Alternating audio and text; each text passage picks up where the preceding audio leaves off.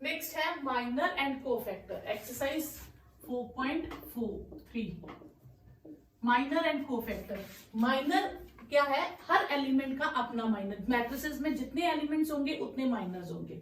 Minor क्या है? हर element का माइनर होता है, और वो क्या होता है? ऑफ अ स्क्वायर मैट्रिक्स का इज डिटर्मिनेंट ऑफ। माइनर क्या है? Determinant of matrix obtained by deleting ith row and jth column. जैसे मैं सपोज करो हमें मैट्रिसेस दी थी 1 2 3 4 5 1 3 1 2। सपोज ये एक मैट्रिसेस दी है, इसमें कितने एलिमेंट्स हैं? A11 A12 A13 A21 A22 A23 A31 A32 A33।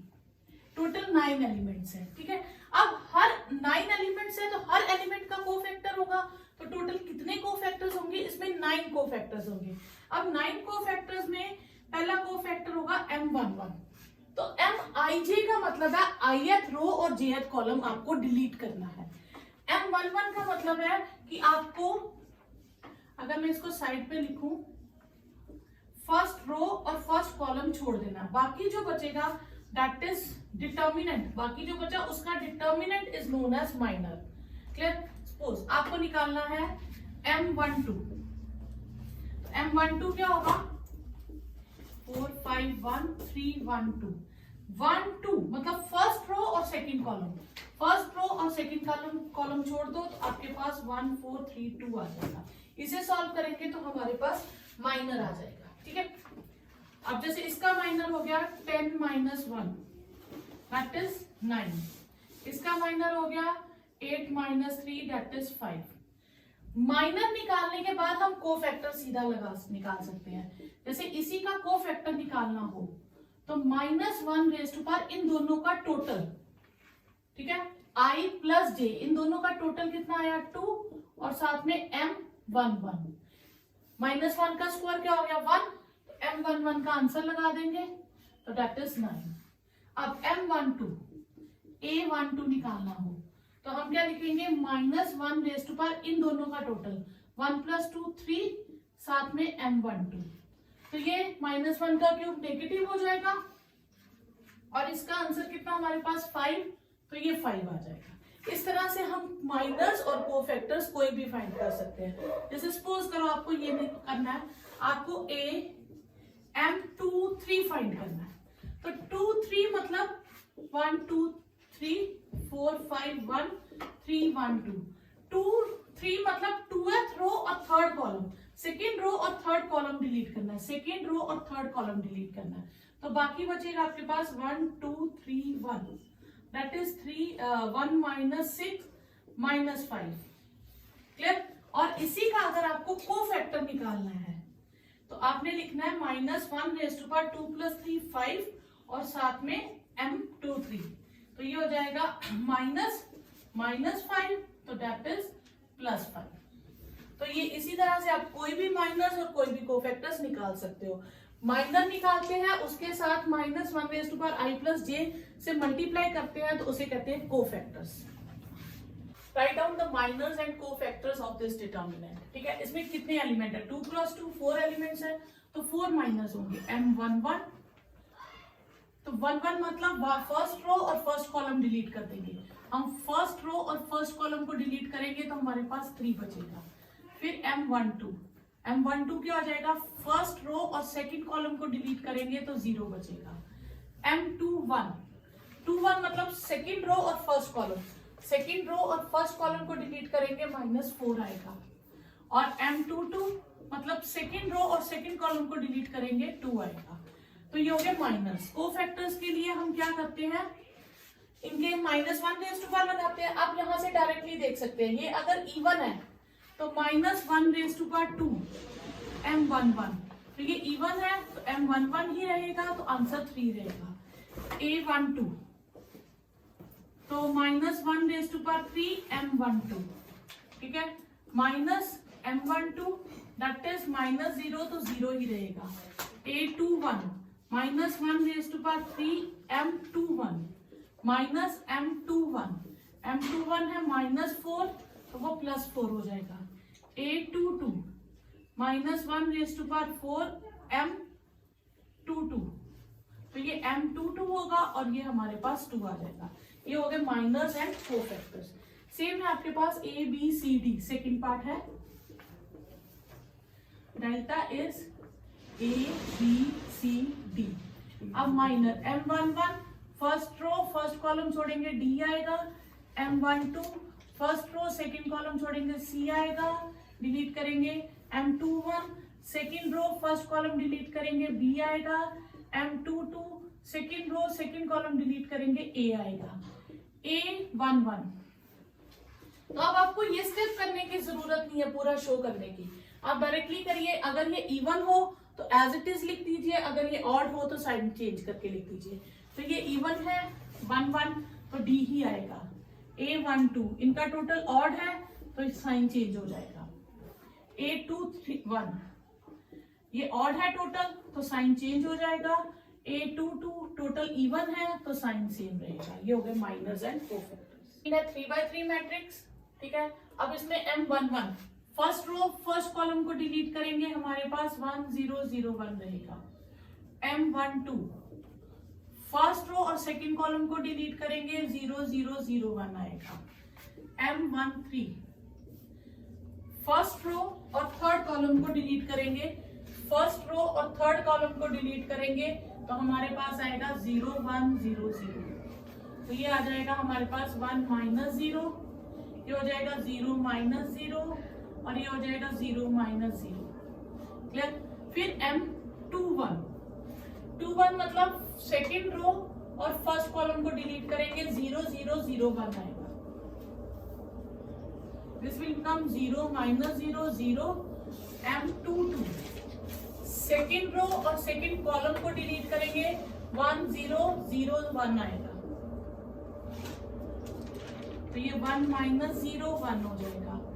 M23 second row third column को डिलीट करेंगे, 1 0 0 0 आएगा, दैट इज 0 -0 0। फिर M31 मतलब थर्ड रो और फर्स्ट कॉलम, थर्ड रो और फर्स्ट कॉलम छोड़ दो तो आपके पास आया 0 0 1 0। तो ये 0 -0 0 हो जाएगा। M32 third row second column, third row और सेकेंड कॉलम को छोड़ेंगे, 1 0 0 0 आएगा। फिर M33 थर्ड रो और थर्ड कॉलम को छोड़ेंगे तो 1 0 0 1 आएगा। ठीक है। माइनस आ गए, कोफैक्टर्स आप डायरेक्टली लिख लीजिए। A11 इवन टोटल है तो साइन सेम रहेगा, इसमें साइन चेंज होगा पर 0 से कोई इफेक्ट नहीं पड़ेगा। फिर A21 ऑड है, साइन चेंज होगा, तो 0 है तो साइन 0 ही रहेगा। A22 इवन में sign same. A23 sign change होगा पर टर्म 0 है तो कोई इफेक्ट नहीं पड़ेगा। A31 इवन है तो सेम साइन। A32 ये भी नेगेटिव होता है लेकिन 0 है तो साइन चेंज नहीं होगा। और A33 हमारे पास 1 आ जाएगा। एक सेम क्वेश्चन है, इसके भी आपको माइनस एंड कोफैक्टर्स निकालने हैं। सेम वैसे ही M11 मतलब फर्स्ट रो और फर्स्ट कॉलम डिलीट करके, फिर first row second column delete करके जो डिटर्मिनेंट बचा फर्स्ट रो थर्ड कॉलम, इस तरह से हमने माइनस निकाल लिए। कोफैक्टर्स में हम क्या करते हैं, माइनस की हेल्प लेते हैं। अगर इनका टोटल इवन है तो सेम रखते हैं, टोटल ऑड हो तो साइन चेंज कर देते हैं। ठीक है, जैसे इसमें 1 2, ठीक है, एक इसका साइन चेंज होगा, इसका साइन चेंज होगा, इसका और इसका, ये 4 टर्म्स के साइन चेंज होते हैं। 3/3 में आप याद रख लीजिएगा, डायरेक्ट इन 4 टर्म्स के साइन चेंज होते हैं, बाकी टर्म्स के साइन चेंज नहीं होते। अब हमें cofactors of elements of second row के यूज करके इस डिटर्मिनेंट की वैल्यू निकालनी है। ठीक है, तो अब फॉर्मूला क्या होता है, जब मैं सेकंड रो के कोफैक्टर्स लेती हूँ A22 A23, तो डिटर्मिनेंट का फॉर्मूला उसी के कोफिशिएंट से मल्टीप्लाई करूंगी, उसी एलिमेंट से मल्टीप्लाई करके ऐड कर दूंगी, ये डिटर्मिनेंट का फॉर्मूला आ जाएगा। ठीक है, अब मुझे वैल्यूज किसकी निकालनी है, cofactors A22 21 22 and 23। Okay, A21 -1 raised to power 2 + 1 और सेकेंड रो और फर्स्ट कॉलम को डिलीट कर देंगे। ठीक है, सेकेंड रो और फर्स्ट कॉलम को डिलीट करेंगे, हमारे पास आएगा 3823, that will become minus 9 minus 16 that is 7। फिर 822, second row second column cut करेंगे तो 5813 और 22 टोटल इवन है तो इसलिए बाहर माइनस नहीं आएगा। 15 माइनस 8 ये 7 आ जाएगा। ठीक है, थर्ड आपके पास आ जाएगा A23, second row third column, इनका टोटल देखिए क्या है, ऑड है तो -1 रेज़ टू पावर 5 तो माइनस हो जाएगा। फिर सेकेंड रो थर्ड कॉलम को छोड़ेंगे तो 5312 आएगा, 5312 -10 -3 -7। ठीक है, अब डिटर्मिनेंट की वैल्यू क्या है, A21 small element A22, cofactor A22, element A23, cofactor A23।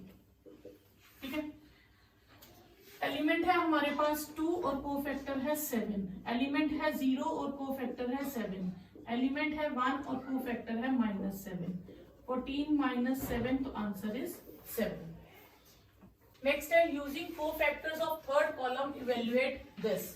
अब थर्ड कॉलम के कोफैक्टर्स यूज करने हैं, A31, A32, third column A13, A23, A33। ठीक है, कॉलम थर्ड होना चाहिए तीनों में। अब ये ऑड है, नेगेटिव आ जाएगा। ठीक है, फर्स्ट रो नहीं इवन हो गया, first row third column total 4 हो गया। फर्स्ट रो और थर्ड कॉलम को डिलीट करेंगे, 1 y 1 z आएगा तो ये आएगा z माइनस y। ठीक है, z माइनस y। फिर second row third column total negative हो, टोटल आ जाएगा आपके पास 5 और टर्म तो यहाँ बाद माइनस आ जाएगा। अब हम सेकेंड रो और थर्ड कॉलम को डिलीट करेंगे, 1x 1z तो ये आ जाएगा -z माइनस x, तो ये हो जाएगा x माइनस z। और A33 third row third column को डिलीट करेंगे, 1x 1y ये होगा y माइनस x। डिटर्मिनेंट की वैल्यू जो कोफैक्टर है उसी सेम एलिमेंट को लेना है। A23 capital A23 cofactor A23, element A33 cofactor A33, element है yz z minus y, zx x minus z, xy y minus x, ये होगा y z square y square z x square x z square x y square और x square y। ये आ गया मेरे पास। Okay, अगर आप इतना भी आपका आंसर ठीक है क्योंकि इवेल्युएट है, हमने यहीं तक छोड़ देना। हाँ, अगर आ जाए प्रूव दैट तो फिर हम क्या करेंगे, फिर हम इनमें से कॉमन एलिमेंट्स लेंगे कि हमारे पास z वाली टर्म्स या y वाली कुछ भी एक तरह की टर्म्स आ जाए। जैसे y स्क्वायर z है और y z स्क्वायर है और यहां से हम x z स्क्वायर ले लेते हैं। ठीक है, फिर y स्क्वायर z और y स्क्वायर z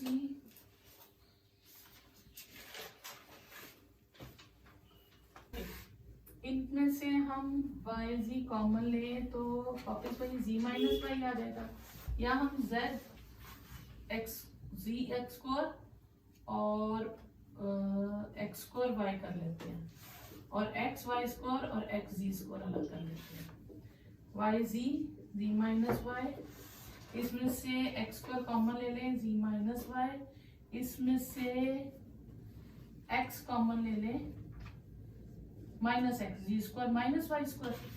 ठीक है, अच्छा अब इसके फैक्टर बना लेंगे हम, ये एज इट इज रखते हैं, वाई जी, ठीक है, z minus y x square z minus y, और इसके फैक्टर बना लेंगे minus x z minus y z plus y. इसमें से हम कॉमन ले लेंगे z minus y, y z x square x with z plus y, यह आ जाएगा z minus y, y z x square minus x z minus x Y.